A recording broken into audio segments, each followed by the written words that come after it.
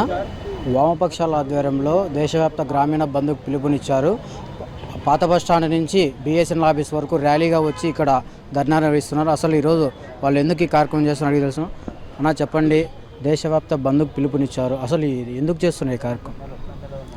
మోడీ సర్కార్ అవలంబిస్తున్నటువంటి కార్మిక కర్షక ప్రజా వ్యతిరేక విధానాలకు నిరసనగా ఈ దేశంలో స్వాతంత్రానంతరము కార్మిక వర్గం ప్రజలు సాధించినటువంటి ప్రగతి, వారు కష్టపడి కూడబెట్టినటువంటి అనేక రకాల ప్రభుత్వ రంగ సంస్థల ఆస్తులన్నిటిని కూడా ఈ మోడీ సర్కార్ తెగనమ్ముతున్న నేపథ్యంలో, కార్పొరేట్ శక్తులకు అప్పనంగా అప్పజెప్తున్నటువంటి నేపథ్యంలో ఈ గ్రామీణ బంధు అదేవిధంగా కార్మిక బంధును చేపట్టడం జరిగింది.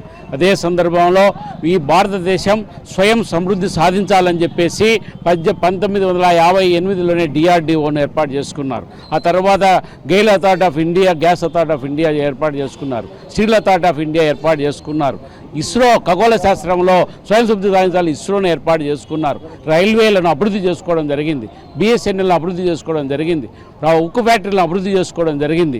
ఇన్ని సంస్థలని, ప్రభుత్వ రంగ సంస్థలను కోటాది రూపాయల విలువైనటువంటి సంస్థలన్నింటినీ కూడా ఈరోజు కారుసౌకగా అమ్ముతున్న నేపథ్యంలో దేశంలో ఉన్నటువంటి కార్మిక వర్గం నిరుద్యోగులై ఈరోజు లక్షలాది మంది విధులు పాలయ్యేటువంటి పరిస్థితి. లక్షల కంపెనీలు ఈరోజు కరోనా నేపథ్యంలో మూలన పడినటువంటి నేపథ్యంలో ఉన్నటువంటి స్మాల్ స్కేల్ ఇండస్ట్రీస్కు రాయితీలు ఇవ్వకుండా తన వంది వాహకులకు మాత్రమే రాయితీలు ఇస్తున్నటువంటి నేపథ్యం. ఇక అదే పద్ధతిలో మరోవైపు ఈరోజు కనీస వేతనం లేకుండా కార్మిక వర్గం అంతా విధులు పాలవుతున్నటువంటి నేపథ్యం, అప్పుల పాలవుతున్న నేపథ్యం. స్కీమ్ వర్కర్లకు ఈరోజు స్కీమ్ పేర్లతో ఇస్తున్నటువంటి ఆ బడ్జెట్ అంతా కుదించి ఈరోజు స్కీమ్ వర్కర్లకు గొడ్డలు పెట్టేలాగా మారినటువంటి నేపథ్యం. ఈ నేపథ్యంలో ఇటువైపు కార్మిక వర్గం, మరోవైపు ఈరోజు రైతాంగం ఈరోజు కుదులైపోయిన నేపథ్యంలో కార్మిక చట్టాలను 29 కార్మిక చట్టాలను రద్దు చేసి 4 రకాల కోర్సు తీసుకొచ్చి వాళ్ళని బానిసలు చేసేటువంటి పరిస్థితి. 10 గంటలు సాధించుకున్నారు పోరాడి, వాటిని 10 గంటలు 8 గంటల పని విధానాన్ని 10 గంటలు 12 గంటలు మార్చేటువంటి విధానం ఈ కోర్సు ద్వారా తీసుకురావడం జరిగింది. కనీస భద్రత లేనటువంటి పరిస్థితి ఏర్పడింది. కాబట్టి ఈ నేపథ్యంలో ఈ గ్రామీణ బంధుతో పాటు కార్మికులు చేస్తున్నటువంటి రైతు వ్యతిరేక చట్టాలకు వ్యతిరేకంగా కనీస మద్దతు ధర లేకపోవడం వలన, స్వామినాథన్ కమిషన్ సిఫార్సులు చేయకపోవడం వల్ల ఇటువంటి అనేక అంశాలపైన రైతులు కార్మికులు కలిసి ఈ ఉద్యమాన్ని చేపట్టడం జరిగింది. కాబట్టి మోడీ సర్కార్ కార్మిక వ్యతిరేక ప్రజా వ్యతిరేక విధానాలు మాని ఈరోజు కార్మిక చట్టాలను అమలు పరిచేటువంటి పూనుకోవాలని చెప్పేసి ఈ పారిశ్రామిక సమ్మె గ్రామీణ బంధును చేపట్టడం జరిగింది.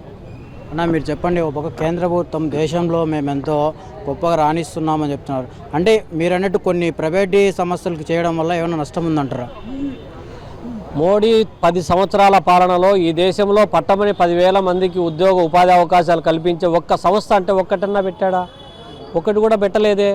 ఉన్నటువంటి లాభాల బాటలో ఉన్నటువంటి శ్రామికుల యొక్క శ్రమతో, రక్తంతో చేసినటువంటి పోగు చేయబడినటువంటి సంపద ఇవాళ ప్రభుత్వ రంగ సంస్థలు, వాటన్నిటినీ కూడా ఇవాళ తెగ నమ్ముతూ ఉన్నారు.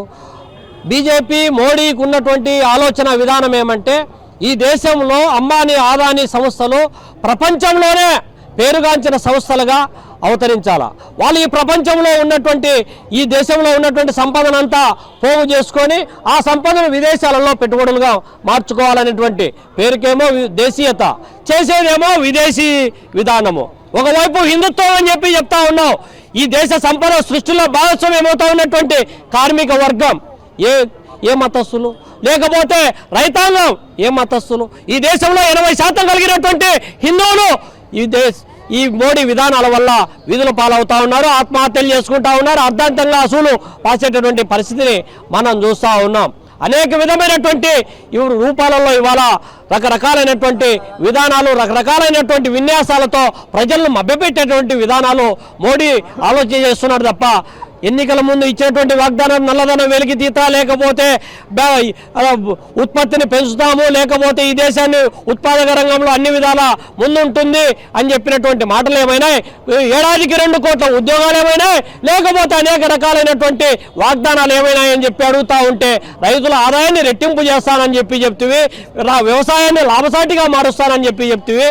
కానీ ఇవాళ రైతులు 365 రోజులు ఢిల్లీ కేంద్రంగా చేసుకొని పోరాటం చేసినటువంటి ఘటనలో 734 మంది రైతుల ఉసురు తీసుకున్నటువంటి మోడీ సర్కార్ రైతుల గురించి మాట్లాడే నైతిక హక్కే ఇవాళ లేదు. దాని నుంచి బయటపడడానికి ఇవాళ డాక్టర్ స్వామినాథన్ గారికి ఆయన భారతరత్న అవార్డు ప్రకటించి ఒకవైపు ప్రకటిస్తూ ఉన్నాం, ఇంకోవైపు ఏమో ఢిల్లీకి వచ్చేటువంటి రైతుల పైన మేకులు గుచ్చుతా ఉన్నావు, బారికేట్లు అడ్డం పెడతా ఉన్నావు, బాష్పవాయు గోళాలను ప్రయోగిస్తూ ఉన్నావు, లాఠీలు దులిపిస్తూ ఉన్నావు, కేసులు పెడతా ఉన్నావు, జైల్లో పెడతా ఉన్నావు. అంటే నీ విధానాలు ఏ విధమైనటువంటివో ఇవాళ అర్థమవుతా ఉంది. ఒకవైపు ఏమో రామరాజ్యం అని చెప్పి చెబుతా ఉన్నావు, మణిపూర్లో మారణహోమం జరుగుతూ ఉంటే నువ్వు మాట మాత్రం కూడా మాట్లాడినటువంటి ఘటన చూస్తూ ఉన్నాం. ఈ దేశంలో ప్రజలు, ప్రజా సమస్యలు, కార్మికులు, కర్షకులు, విద్యార్థులు, యువజనులు, నిరుద్యోగులు, ఉద్యోగులను యొక్క అవసరాలు కానీ వాళ్ళ సమస్యలు కానీ పట్టించుకోకుండా దేవుని పేరుతో, దేశభక్తి పేరుతో, కులం పేరుతో, మతం పేరుతో, ప్రాంతం పేరుతో, భాష పేరుతో, భావన పేరుతో ప్రజల మధ్య వైషమ్యాలను రెచ్చగొట్టి తద్వారా రాజకీయ లబ్ధి పొందాలని నువ్వు ప్రయత్నం సాగిస్తా ఉన్నావు. రాష్ట్రాలకు ఉన్నటువంటి హక్కులను కాలు రాసే విధంగా ఫెడరల్ స్ఫూర్తికి విరుద్ధంగా ఇవాళ ఈడీ, సిబిఐ లాంటి స్వతంత్ర దర్యాప్తు సంస్థలను కూడా నువ్వు రాజకీయాల్లో ఉపయోగపెట్టుకుంటా ఉన్నావు. కోర్టును కూడా ప్రభావితం చేయాలని చెప్పి చెబుతా ఉన్నావు. అనేక రకాలలో ఈ దేశ సంపదను కొల్లగొట్టడమే ఏకైక ఎజెండాగా మోడీ అనుసరిస్తా ఉన్నాడు తప్ప ఈ దేశ సంపద సృష్టిలో భాగస్వామ్యం అవుతా ఉన్నటువంటి శ్రమ జీవన పక్షాన లేడని చెప్పడానికే ఈ గ్రామీణ బంధు జరుగుతూ ఉంది. ఈ గ్రామీణ బంధు 2024 ఎన్నికల్లో మోడీకి రాజకీయ సమాధికి పునాది రాయి వేసే విధంగా ఉంటుందని చెప్పి ఈ సందర్భంగా హెచ్చరిస్తా ఉన్నాం. అన్న మీరు చెప్పండి, బీజేపీ ప్రభుత్వం గతంలో ఒక బ్లాక్ మనీ ఎన్నికి తీసుకొస్తాము ప్లస్ నోట్ల రద్దుతో కూడా దేశ అభివృద్ధి చేస్తున్నారు, దీంట్లో సక్సెస్ అయిందంటారా బీజేపీ? నరేంద్ర మోడీ 2014 ఎన్నికల ముందు ఇచ్చినటువంటి వాగ్దానం దేశంలో ఉన్నటువంటి సంపద నల్లధనంగా మారి విదేశీ బ్యాంకుల్లో మరి మూలుగుతూ ఉంది. నాకు అధికారం ఇస్తే నేను ఆ నల్లధనాలంతా తీసుకొచ్చి దేశ ప్రజలందరికీ కూడా ప్రతి ఒక్కరి పేద అకౌంట్లో 15 లక్షల రూపాయలు వేస్తానని చెప్పి బహిరంగ సభల్లో దేశమంతా తిరిగి చెప్పాడు. జీరో బడ్జెట్ బ్యాంకు అకౌంట్స్ అన్నీ కూడా ఓపెన్ చేయించాడు. కానీ కరోనా సందర్భంగా ఒక 500 రూపాయలు తప్ప అంత ముందు కానీ ఆ తర్వాత కానీ దానికి ఒక్క రూపాయి కూడా వేసిన పరిస్థితి లేదు. బ్యాంకులు ఆ అకౌంట్స్ అన్ని కూడా క్లోజ్ చేసిన పరిస్థితి ఉంది. నల్లధనం తీసుకురాల.